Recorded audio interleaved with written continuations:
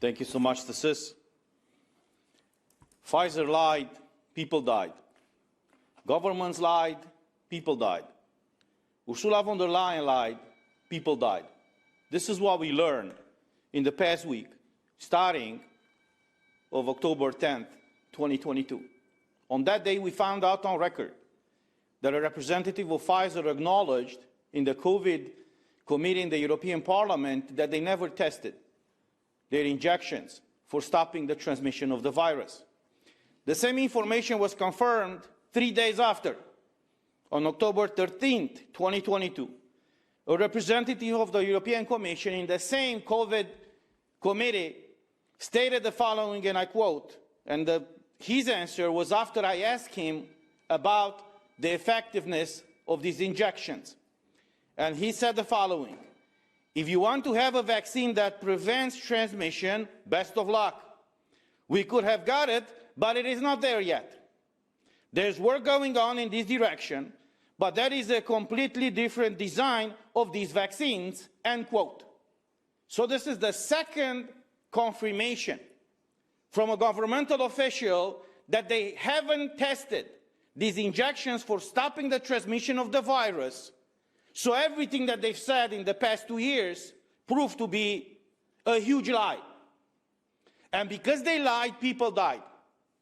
Because in these 2 years, when maybe there could have been developed other kind of treatments of this virus, nobody paid attention to that. When scientists, when medical experts said that there are regular treatments to this virus, they were labeled as promoting disinformation and not trusting the science. Well, this is what the science just stated right now, that they haven't tested these medical products for stopping the transmission of the virus. The third thing that happened last week, on October 13th, we discussed in this COVID committee a report released by the European Court of Auditors. This is a public document. And I invite all the journalists and all the people to find it online and read it, because they will be shocked, but they will find in it. And one of the things that I found and pretty much shocked me is the following, and I quote: by November 2021, the Commission had signed 71 billion euros worth of contracts on behalf of member states to purchase up to 4.6 billion COVID-19 vaccine doses. We are 460 million people in the EU.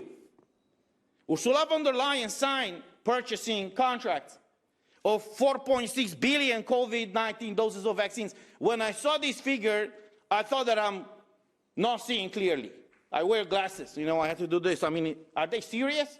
That means 10 doses of vaccines. She signed contracts to purchase for every human being in the European Union.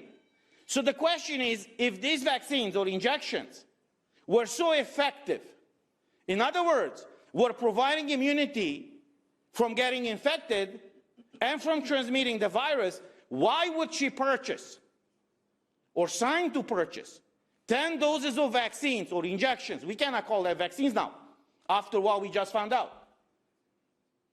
She signed to purchase 10 doses of injections for every EU citizen. This is simply absurd. And the fourth thing that we found out is the ongoing investigation by the European Prosecutor's Office, which on October 14th released the following statement, and I quote: the EPPO confirms that it has an ongoing investigation into the acquisition of COVID-19 vaccines in the European Union. So, unfortunately, it took us 2 years to realize and to make these public officials and these companies to acknowledge something that all of us said by raising just logical questions. Logical questions. And unfortunately, and I have to say this, the worldwide media refuse to ask these logical questions. What are the studies, or what were the studies back then, behind these vaccines? How long did they take to develop the vaccines? Are they stopping the transmission of the virus or not? We find out now, 2 years later, that they are not.